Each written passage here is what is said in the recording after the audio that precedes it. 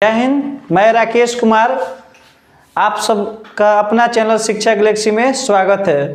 दोस्तों मित्रों, 2-3 दिन तक गैपिंग होने की वजह है कि तबीयत ठीक नहीं था, जिसके चलते गैपिंग हो गया। और घर में भी आजकल बीमारियां बहुत ज़्यादा चल रही है, जिसके चलते समय न मिलने के चलते दिक्कत हुआ। अब हम लोग मैग्नेट पूरा पढ़ लिए थे, मैग्नेट का जो इफेक्ट था उसके बारे में पढ़ लिए थे। उसका अगला यानी लास्ट टॉपिक है 10th का जो फिजिक्स है, ऊर्जा। ठीक है, ऊर्जा के बारे में हम लोग पढ़ेंगे। ऊर्जा के स्रोत हम बता रहे हैं कि बिना ऊर्जा का हमारा दैनिक जीवन चल ही नहीं सकता।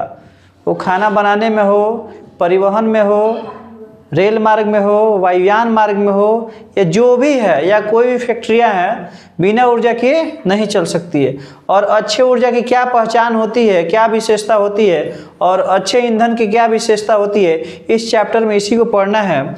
और ऊर्जा का जो स्रोत है नवीकरणीय और नवीकरणीय, परंपरागत, गैर परंपरागत, इसी के बारे में इसकी चर्चा है। ठीक है, तो हम लोग इसे पढ़ते हैं। ऊर्जा के स्रोत, सोर्स ऑफ एनर्जी। कह रहा है कि सूर्य से जो प्राप्त होता है उसे सौर ऊर्जा कहते हैं, यानी सूर्य से प्राप्त होने वाली ऊर्जा को सौर ऊर्जा कहते हैं। और इस पृथ्वी पे ऊर्जा का सबसे बड़ा और सबसे मुख्य स्रोत है सूर्य को माना गया है। सूर्य इतना बढ़िया कुछ भी स्रोत नहीं है, तो सूर्य से जो प्राप्त होता है उसे सौर ऊर्जा कहते हैं। सौर ऊर्जा प्लस हवा मिलके पवन ऊर्जा का निर्माण करता है। आप लिख सकते हैं कि पवन ऊर्जा का निर्माण कैसे होता है, तो सूर्य ऊर्जा और सौर ऊर्जा और हवा जब मिलता है तो पवन ऊर्जा का निर्माण होता है। उसके बाद है सौर ऊर्जा प्लस जल। सूर्य का ऊर्जा और जल जब मिलता है तो बादल में कन्वर्ट होता है, और बादल जो है वह बारिश में कन्वर्ट होता है, और बारिश के जो पानी है उसको हम लोग जल विद्युत ऊर्जा में भी कन्वर्ट कर लेते हैं। अर्थात सूर्य प्लस हवा मिलके पवन ऊर्जा होता है, सूर्य ऊर्जा यानी सौर ऊर्जा और जल मिलके बादल में कन्वर्ट होगा, बादल से वर्षा और वर्षा से जल विद्युत ऊर्जा भी हो सकता है। ऊर्जा के उत्तम स्रोत क्या है, तो ऊर्जा का उत्तम स्रोत जो होता है उसे बहुत ही ये वीवीआई टॉपिक है, और इसको हम बता रहे हैं कि वो सस्ता होना चाहिए और इजीली प्राप्त होना चाहिए। उसमें ज़्यादा से ज़्यादा कॉस्ट न लगे। ठीक है, और उसकी आपूर्ति अच्छी से होनी चाहिए। तो अत्यधिक मात्रा में उपयोगी ऊर्जा की आपूर्ति होनी चाहिए, अर्थात अधिक से अधिक। इसे आसानी से भंडारण किया जाना चाहिए, अर्थात इसका जो भंडारण होगा इजीली होना चाहिए। उसके बाद है इसका परिवहन आसानी से किया जाना चाहिए, अर्थात आने ले जाने में या परिवहन में कोई दिक्कतें नहीं होनी चाहिए। इसे आसानी से प्राप्त किया जाना चाहिए। इसका जो प्राप्त हम लोग के जो करने का तरीका हो वो इजीली होना चाहिए। इसे सस्ता होना चाहिए, कॉस्टली होगा तो कोई यूज नहीं कर पाएगा। वातावरण को न्यूनतम प्रदूषित करने वाला, अर्थात वातावरण को ज़्यादा से ज़्यादा प्रदूषित न करे, न्यूनतम यानी कम से कम प्रदूषित करे, वैसा होना चाहिए। इसे नोट कीजिए, हम आगे बता रहे हैं।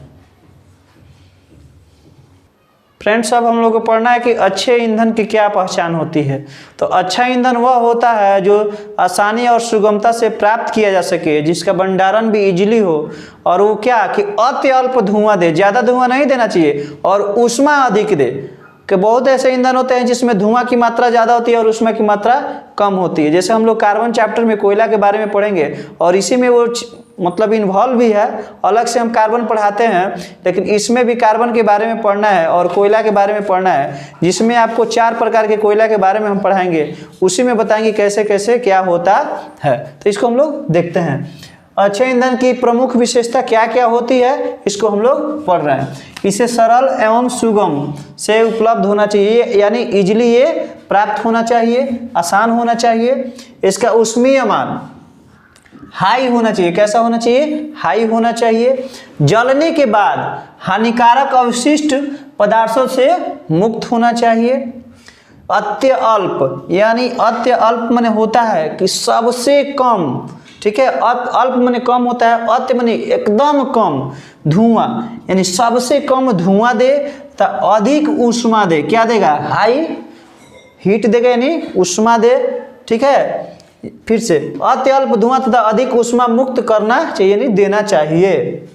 इसे सस्ता होना चाहिए, यानी बहुत कॉस्टली ना हो, कॉस्टली होगा तो दिक्कत है, सस्ता होना चाहिए। इसका भंडारण एवं परिवहन आसानी से किया जाना चाहिए, यानी जो इकट्ठा करेंगे और परिवहन जो होगा वह आसानी से होना चाहिए। अगर आपको इस टॉपिक में कोई दिक्कत है तो आप कमेंट कर सकते हैं, मैसेज कर सकते हैं, इसे आप नोट कीजिए। जय हिंद, जय भारत।